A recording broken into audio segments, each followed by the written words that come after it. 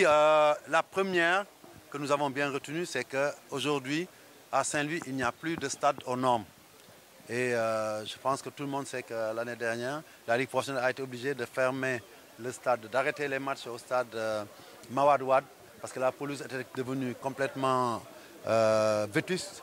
Et aussi, Stade Babacar Seye est fermé. Et c'est presque une demande sociale aujourd'hui, adressée certes à nous, mais aussi qu'on peut transposer au niveau de nos autorités étatiques, que Saint-Louis, pour tout ce qu'il représente, pour le potentiel qu'il représente pour le football sénégalais, soit doté d'un ou deux stades de niveau national, voire international. Parce que je pense qu'il est important aujourd'hui aussi qu'on puisse commencer à décentraliser les matchs de nos équipes nationales, comme dans beaucoup de pays.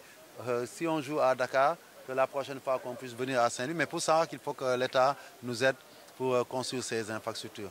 L'autre aspect qui a été évoqué, c'est le fait qu'on ne donne pas assez de moyens aux clubs amateurs au profit des clubs professionnels. Et ça, je le comprends bien, hein, parce que, on le sait, les clubs professionnels sont censés se prendre en charge. Mais aussi dans un contexte où nous étions dans un contexte de construction et que le football professionnel n'était pas accompagné ni par l'État, ni par des sponsors solides, notre responsabilité à nous, en tant que fédération, c'était de les accompagner. Depuis 2019, c'est pratiquement nous qui prenons énormément de charges de la Ligue professionnelle. Mais c'est pour la bonne cause, parce que nous avons besoin, pour le football sénégalais, de garder ce statut professionnel de nos clubs. Parce qu'autrement, ce seront les pillages qui vont recommencer. Des clubs de l'extérieur vont venir prendre nos joueurs qui auront simplement un statut amateur. Donc il faut préserver l'essentiel. Mais justement, à la faveur de ces élections-là, il faudra qu'on se pose les bonnes questions. Je parlais des réformes. On parle des textes, mais il y a aussi les réformes organisationnelles.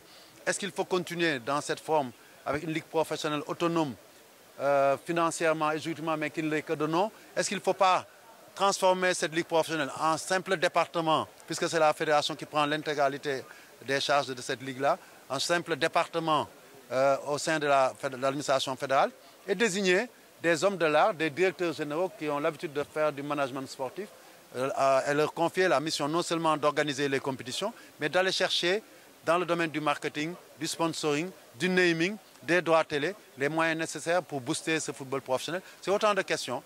La problématique aussi du maillage du football au niveau national est réglée, mais son contre-coup, c'est que, ayant trop de clubs amateurs, on a du mal à les subventionner. Parce que quand une manne financière est disponible, plus le nombre d'entités à subventionner est important, moins ils recevront. C'est un simple calcul, même pas mathématique, mais arithmétique.